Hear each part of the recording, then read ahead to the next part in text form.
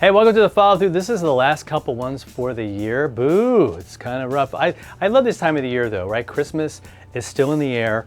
Still got my Christmas shirt on.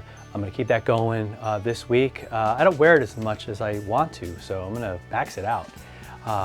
So much joy, so much peace in what Jesus has done. We don't finish that. We don't put that away.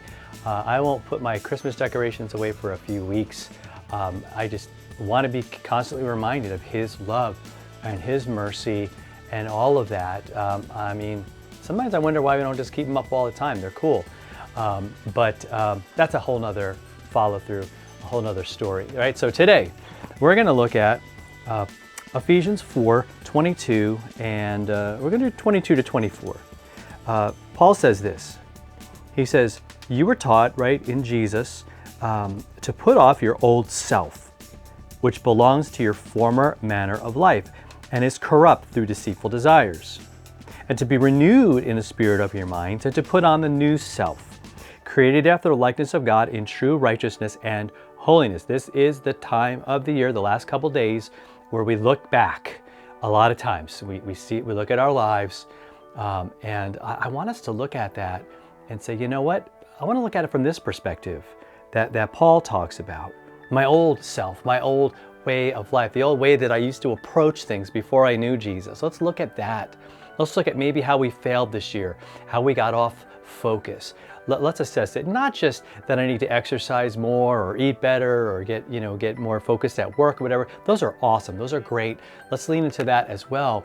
But let's look at it from God's perspective, and maybe the growth that's needed. Maybe there's some issues because when it talks about getting rid of stuff, and a lot of people do that as they enter the new year. Let's trash the stuff that needs to be trashed, and that's our attitudes, maybe our laziness when it comes to God.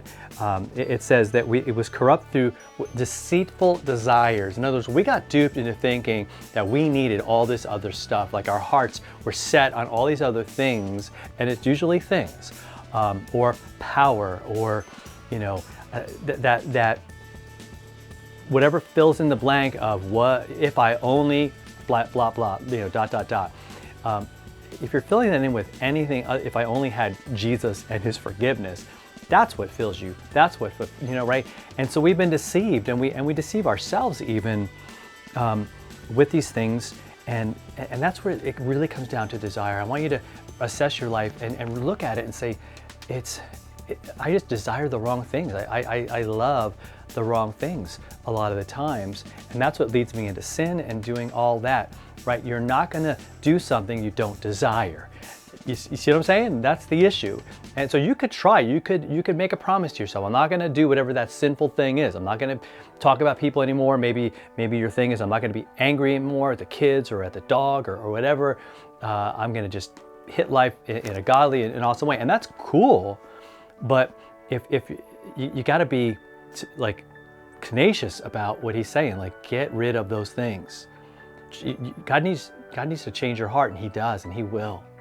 To desire Him, to desire the things that He desires, the life that He wants for us, that we would actually put on something new, a new self, not just a new attitude, not just a new approach to life, but a new you.